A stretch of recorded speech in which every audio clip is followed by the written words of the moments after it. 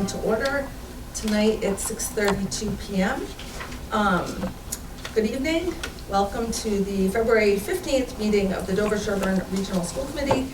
My name is Maggie Sharon and I call this meeting to order, as I said, at 6:32. This open meeting is being conducted, well, we don't need to say that, we're not remote.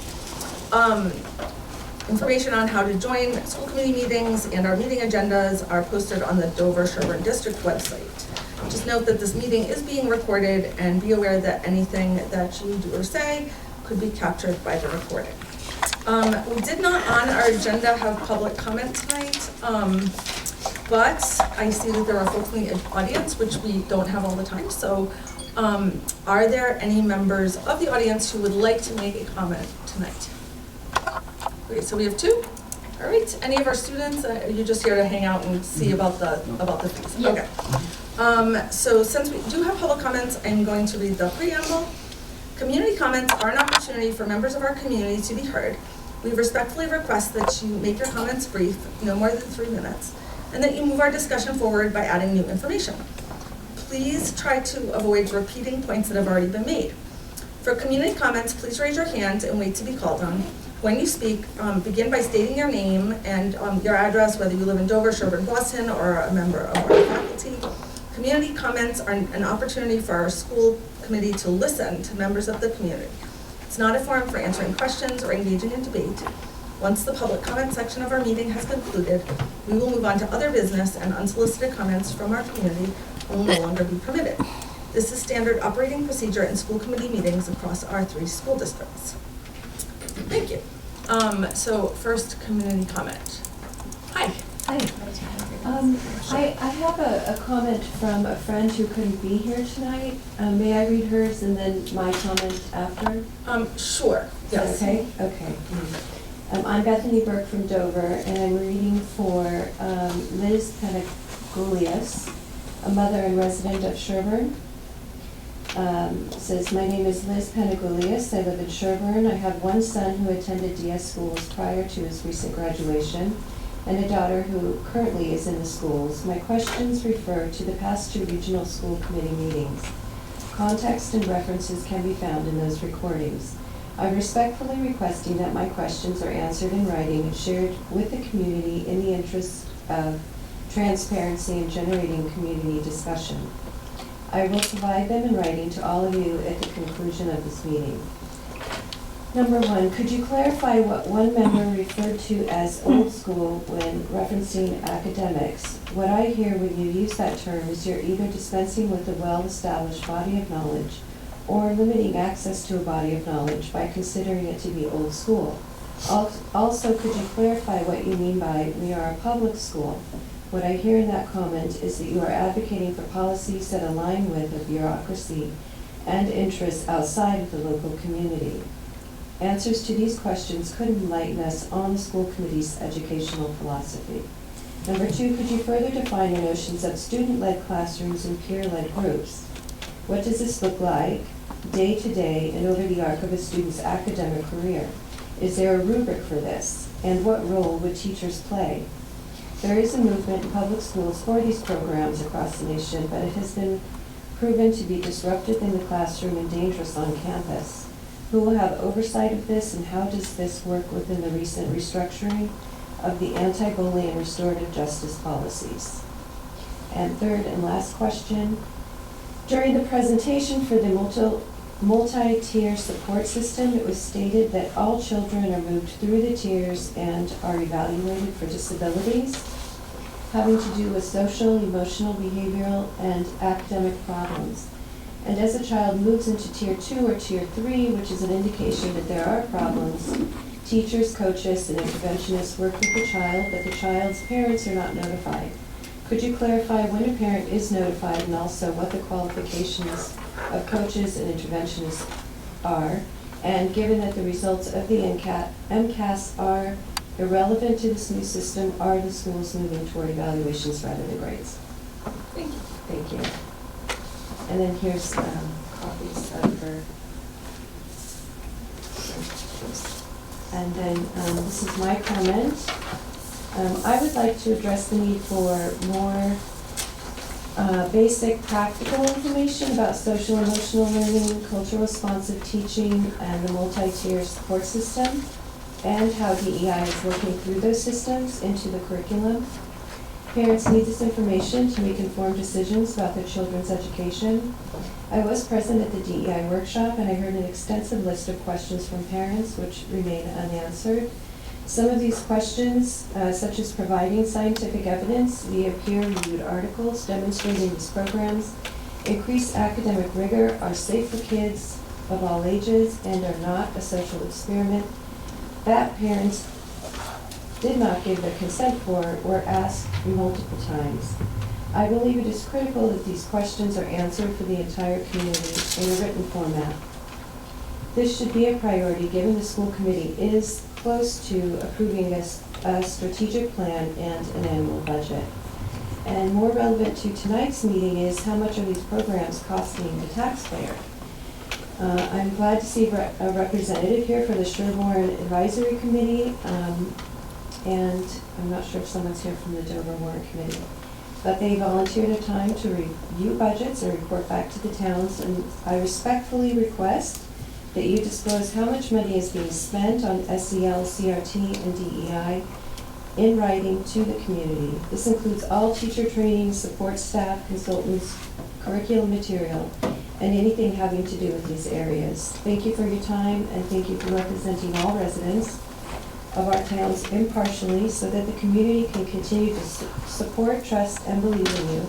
And I look forward to complete responses to all of these questions in writing so they can be communicated to the community as soon as possible. Thank you. Hi. Hello. Thank you for voicing those questions. My name is Alexandra Frank. I moved to Sherborn in July and have 2 kids at Pine Hill.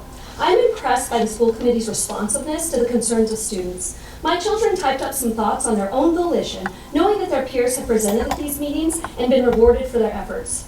Like me, they have a very unique perspective due to their experiences at their old school. For their protection and safety, I will read their comments on their behalf. I will appreciate a full 6 minutes since I am speaking for 2 different people. My first child wrote, "I didn't like my old school and am worried Pine Hill will become like it. These are a few of the things I didn't like at my old school. They made us protest, even when we didn't believe we needed to make any changes, and told us what to protest for. They did a unit called Healthy Bodies in 3rd grade. They told us to call girls people with vulvas and call boys people with penises.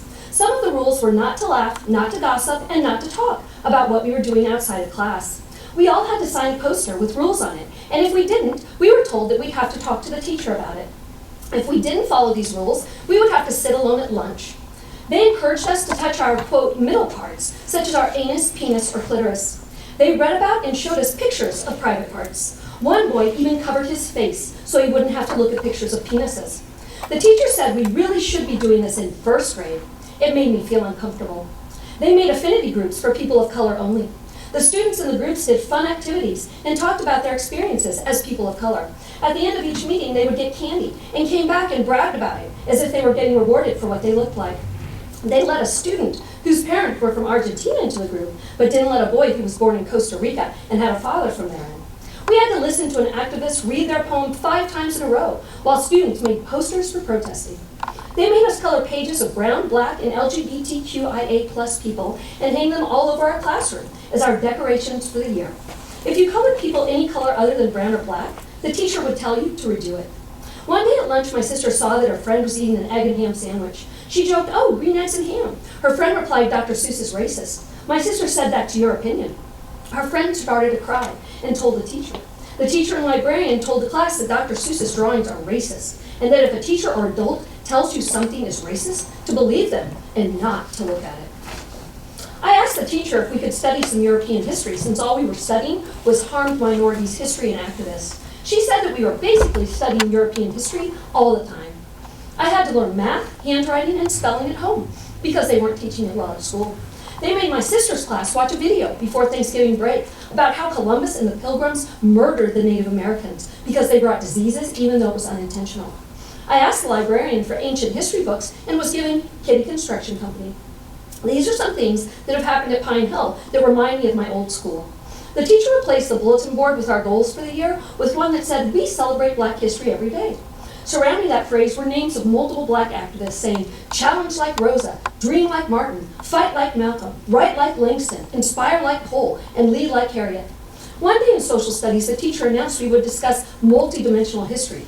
"Do you have any examples?" they asked. Most of the class shouted, "Columbus, he was such a bad man. He stole land from the Native Americans." I raised my hand. When the teacher called on me, I said, "The Native Americans believed that the land didn't belong to anyone.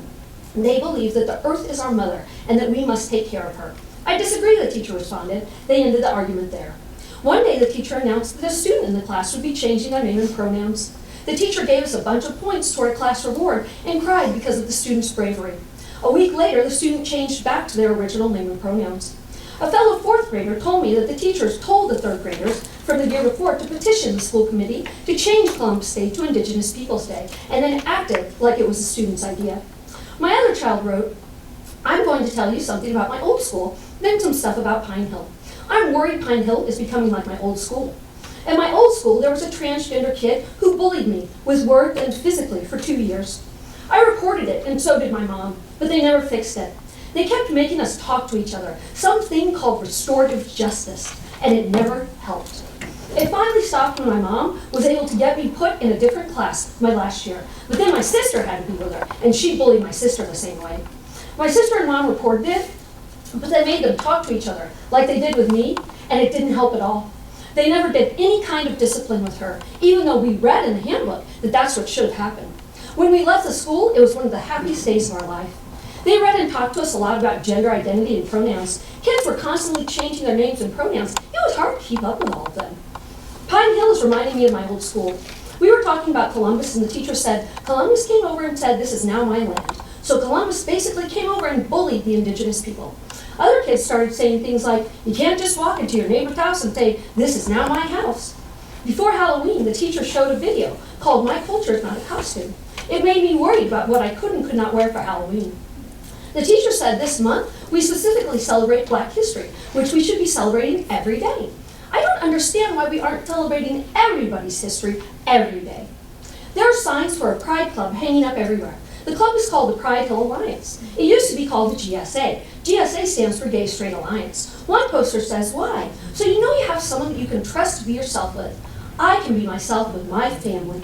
The teacher has been reading picture books out loud for us every day for something called Book a Day Challenge since the beginning of the year. And there are a lot of doors and windows like they used to do in my old school rather than mirrors. Ms. Frank, are you almost done? Yes, ma'am, I am. There is also something called First Chapter Friday, and the same thing is happening. The teacher told the class after Thanksgiving break, when you guys had that day of school off, me and some other teachers went to a workshop on diversity, equity, and inclusion. We each got different topics. Mine was LGBTQIA+, and welcoming LGBTQIA+ people. I don't know why she needed to share that with us. I didn't like my old school for a lot of reasons. I'm sad that Pine Hill is doing a lot of the things they did at my old school. Thank you. Thank you. Okay, are there any other community comments? All right. With that, before we go to our second item on our agenda, which is the fiscal year 24 proposed budget, I, as a school committee chair, am taking a point of privilege to read a statement myself. I'm speaking tonight to share with the community a series of disturbing events and incidents that have happened in our school districts lately. As many of you know, one of the things that our district has been working on over the past few years is how to create a community of care and educate our students, not only for excellence in academics, but also so that they might become human beings who understand the world and that they understand that there's no place for hate in our community or to those they'll move to after they graduate from Dover-Sherborn High School. Understanding the seriousness of this work, we asked the district administration to take stock of where we were. Where does DS succeed in terms of teaching students about racism, anti-Semitism, homophobia, transphobia, and other isms that have no place in a just society? What might we change in order to create a school environment where each child, every staff member, and every family can feel safe and seen? And how can we do all this while preserving the excellent academic experience that we have all come to expect from Dover-Sherborn schools? We know from research that doing this work will lead to more students having better outcomes. When one knows that they belong, one is able to meet their best potential. Over the past few months, we've been informed of anonymous websites as well as broadside letters being distributed throughout Dover and Sherborn and our community at large. These communications suggest that our work in creating more equitable and just school communities have nefarious intentions, or that we have somehow abandoned our mission to offer academic excellence to each of our students. These claims are untrue. They are misleading and inaccurate. As Superintendent McCoy has repeatedly shared, we have provided a deep body of research and information supporting our work. We continue to offer community forums for folks who would like to learn more, ask questions, or share concerns. We are following the mandates of the Commonwealth of Massachusetts in terms of providing support for all of our students in an environment that is safe from discrimination. We will continue to find ways to share our work transparently, but want to assure our students, families, and taxpayers that we have not deviated from our mission to inspire, challenge, and support all students as they discover and pursue their full potential. The anonymous websites and communications have done more than just raise alarms about the district's motives or actions in working toward a more just community. They have called out by name members of our community and faculty, berated them for their identities, and in particular suggested that our collective work to support at-risk youth is somehow part of a plot to entice children to become parts of the LGBTQ community. This could not be more misleading. Calling out faculty members in anonymous communication is hurtful and hateful. I reject such scare tactics and support our faculty who have worked tirelessly for many years to create safe and supportive environments for every child who walks through our doors. Late last week, it was reported that a Jewish student at the high school, parked in the high school parking lot, had a swastika written on their car in dirt. This cowardly, hateful action was a stark reminder that our work in ending hate in our community is far from finished. I'm angry that we have failed in some way. Either someone didn't learn the brutal history of anti-Semitism and the terror that a swastika written in a community causes, or, even more upsetting, knowing the impact of such a symbol, someone in our community chose to write it anyway.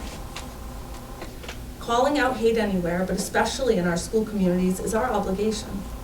Understanding the long and persistent history of anti-Semitism and its legacy of hate is each of our obligations. And is also, as is, understanding the history and legacy of racism, homophobia, transphobia, and cultural and religious discrimination of all sorts across the ages. DS is no place for hate, and we must all join in rejecting the suggestion that our work towards greater equity is anything other than in service to each of our children and their goals of academic and personal success. Thank you.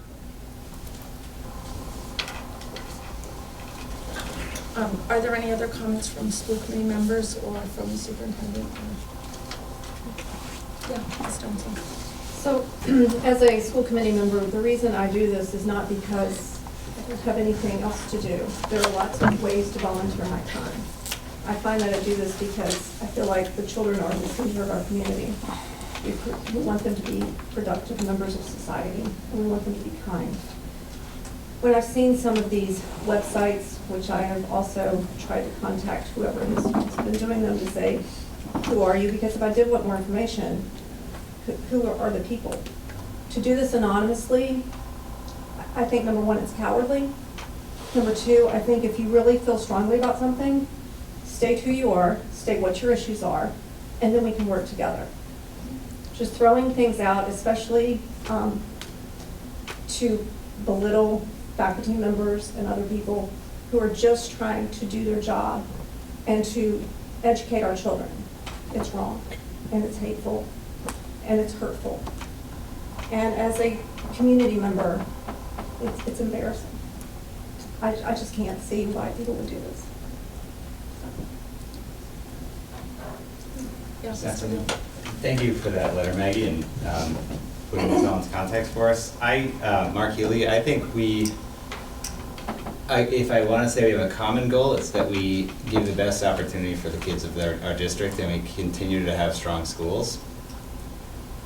Beyond that, I think we should expect that we can hold ourselves to behaviors that we would like kids to have. That is to be respectful to one another, to show up when we offer community nights and share voices.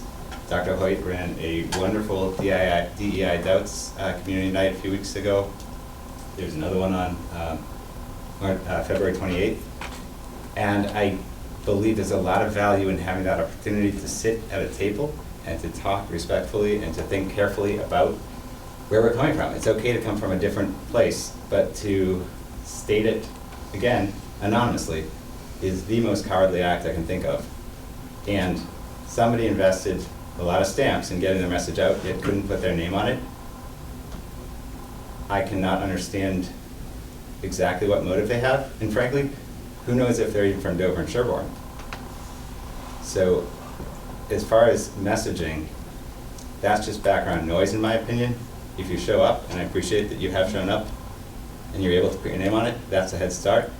And if you're willing to come at the community nights and have open, challenging conversations, that's a huge leap forward, and it models what we should expect of children, and frankly, what we've seen from the Dover-Sherborn children. Thank you. And Maggie, I want to thank all of you guys for making these comments. This is one of those situations where, you know, the public meeting law prevents us from responding as nimbly as we would like to as a group. But I think you've spoken very well for all of us. And I agree with all of you. It's an unfortunate situation that we're in. I'm glad that, you know, these views are being surfaced so that they can be dealt with. And I think there comes a point where our district just, you know, their willful ignorance is going to stay willful ignorance. And it's a tough line to walk, but at some point, you know, we just need to do what we think is right and respond appropriately to the majority of this community that clearly stands behind the work that you're doing. So thank you, all of you.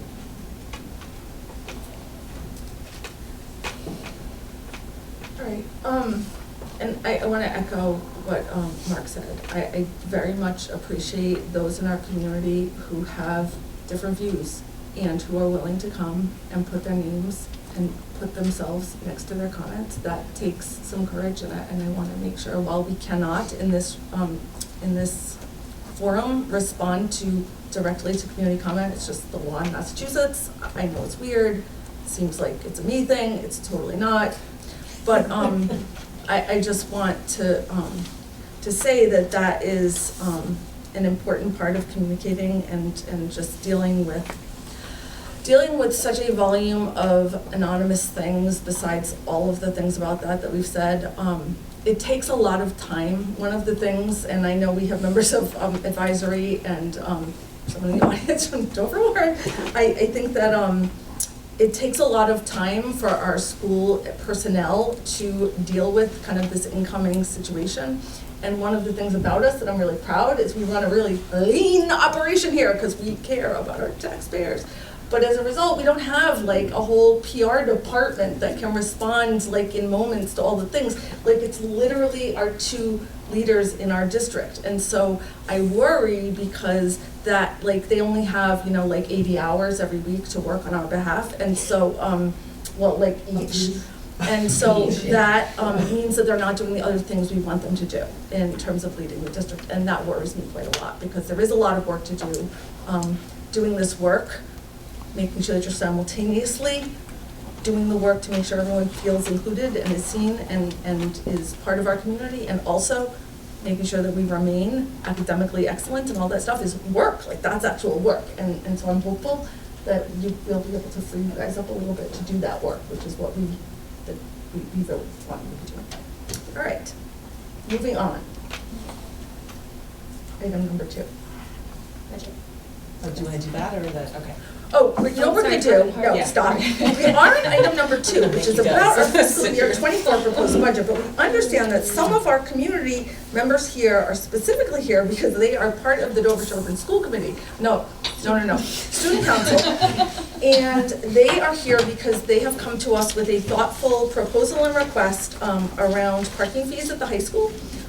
They came in our meeting last month and they shared with us a very thought-provoking letter. They also shared with us some data that they had collected on parking fees in other communities, and we have agreed to deliberate. We have collected some parking fee information. Is Henry here? My eyesight's not so well. No, Connor's Connor's not here, but I did send him this memo earlier today. Maybe he's been able to distribute it. Okay, so our school committee members did get the memo. It's in the packet for anybody in the audience who's interested. So we have kind of collected a lot of other districts. As we mentioned before, as a regional school district, we do not charge for busing, which is extremely unusual, but it's part of the agreement that you make when you become a regional school district, that you'll provide busing to all the community. So we actually can't charge for busing, which is a nice perk. The only other community besides the regional communities who does free busing that I could find was Weston, which, you know, if you want to move to Weston, honestly, they give you everything. It's like a one price, very high taxes, but they don't, there's no extra fees, it seems. Everyone else has some different fee structures for these things. Are there any thoughts or observations, or do any of the school committee members want to make a proposal to change the current parking fee in our budget, which is $300 a year? Yeah. You know, I want to say to the high school students, no matter what we do, we're so thrilled that you brought this to us, and please keep bringing your concerns to us. And it's just what Mark said about community comments. We're happy to have people show up and tell us how they feel about anything having to do with the school. So regardless of what we decide, thank you very much to the students for participating. Having said that, I appreciate, Maggie, the work that you've done. I think it's really marvelous. But I also think that it's important for us to be cognizant of the concerns of, you know, the two towns who are funding us. And we don't charge for parking, and we have costs. We do charge for parking. I mean, we don't charge for buses. buses, and we have costs associated with the parking. And we also have a program that if someone can't afford it, they can come and talk to John Smith. And so for those reasons, and looking at this data, while I feel terrible not supporting what students have brought forward, I think we're good. I think we're good where we are right now. Any other?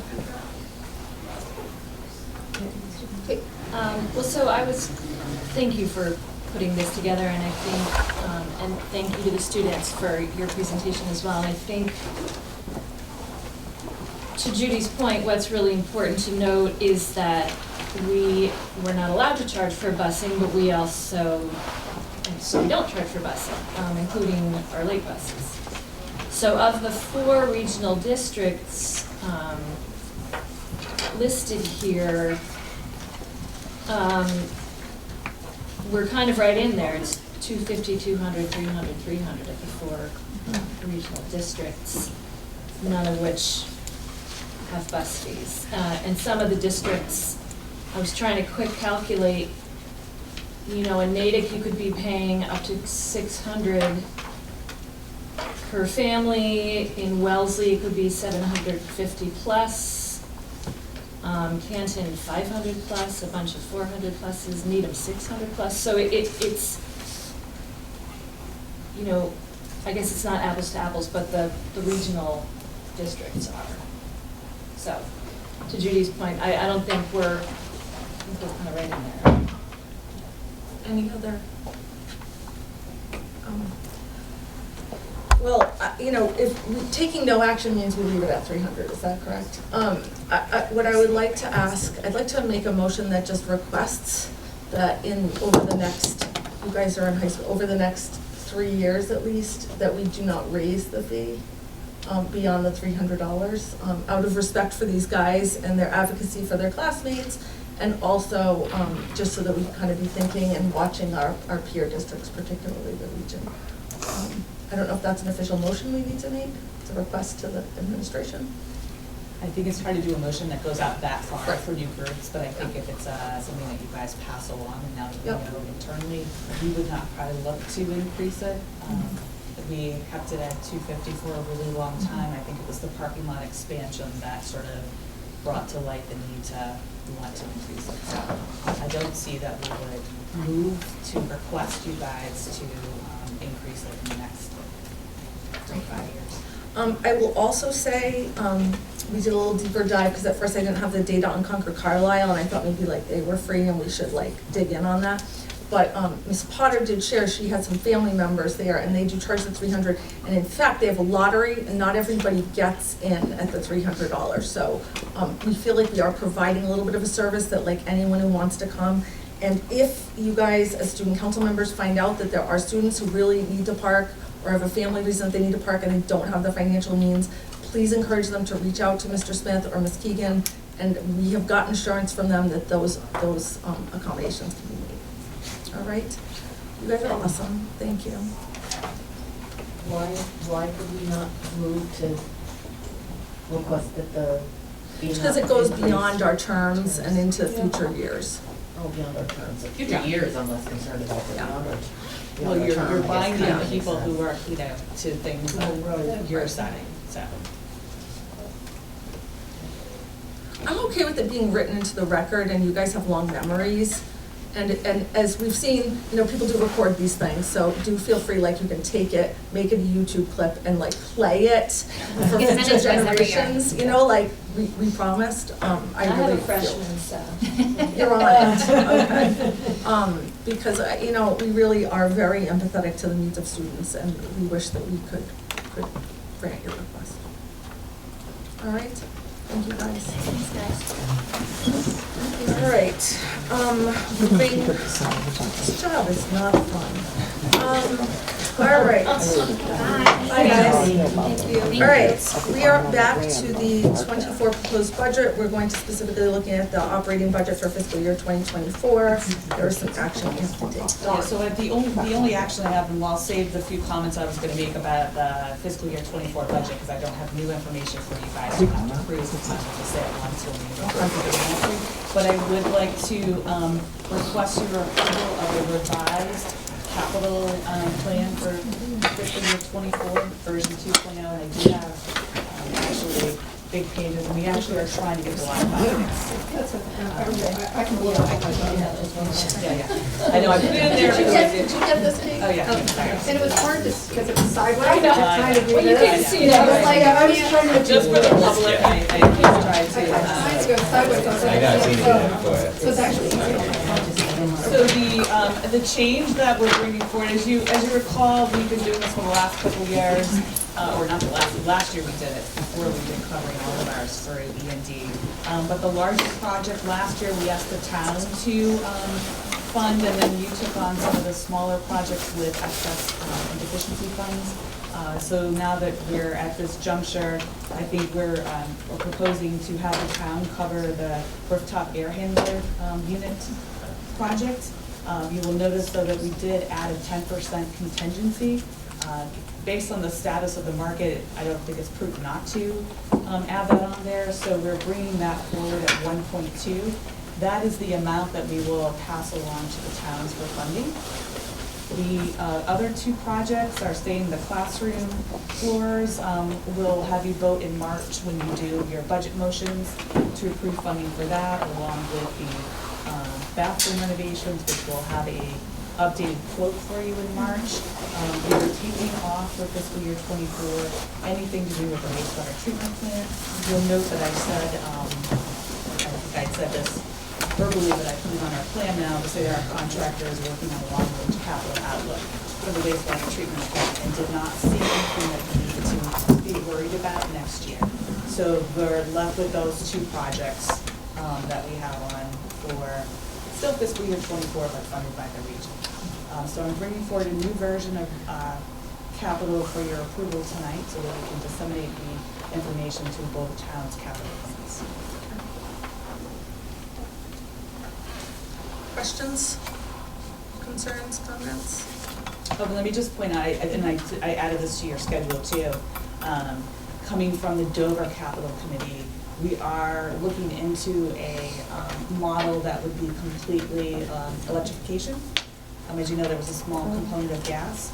We think there is a model that we can use. One thing we're looking at right now is to see whether or not the infrastructure would have to be greatly expanded to handle that additional electricity. And so we will know that too before we go out for bid. So that's. And either one of those options would be included in this Yes, budget? exactly. So that should all be in that 1.2? 1.2. Okay. Yeah. And so what are we taking action on tonight?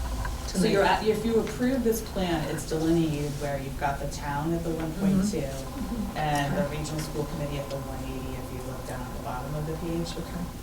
For reference purposes too, because I think I was confusing the town, I think they thought when we gave them their schedule, that was their schedule, each one had to do 1.3. So I actually put down here the Dover-Sherborn and the Sherborn share, so it was clear what each group's portion Does of that this project is. capital plan preclude us from doing the immediately necessary things to the, No. we can still We're gonna do do, those? yeah, And maybe do overtime or whatever. over needs to be time done? or with non-town taxpayer money to get Okay. that pieces right. Okay, that might be donations and so forth. Yeah. Okay, Right. thank you. Sorry, was that the field? Yes, that's what I meant, not the field, the bleachers, I'm sorry, you can't read my gestures. I meant the bleachers that we need to bring up to ADA code so that folks can participate. Okay, John, you might say this, we're gonna put the wastewater treatment to next year, is that? Well, no, it was, there's nothing specifically identified right now. They're gonna do a long-range capital forecast for us that we will then integrate into Oh. our long-range plan. Okay. there's no current sewer emergency. Okay, great. There's a joke in there, but it's a blush, but I'm not gonna make it. All right, can I have a motion to approve this version 2.0 dated February 15th, 2023, fiscal 24 capital plan as described in the memo? Motion made by Lynn Collins. Do I have a second? Second. Judy Miller. All in favor? Nope. Any discussion? Discussion? All in favor? All opposed? Motion passes. Okay, with that, item 3. We're going to adjourn this meeting. At this point, the video recording portion of our meeting is going to end. We're actually going to be reconvening simply for the purposes of reviewing our budget with the Sherborn Advisory Committee this evening. So thank you very much. Do I have a motion to adjourn the meeting? Thank you, Mark. Do I have a second? Second, Angie. Any discussion? All in favor? We are adjourned at 7:11.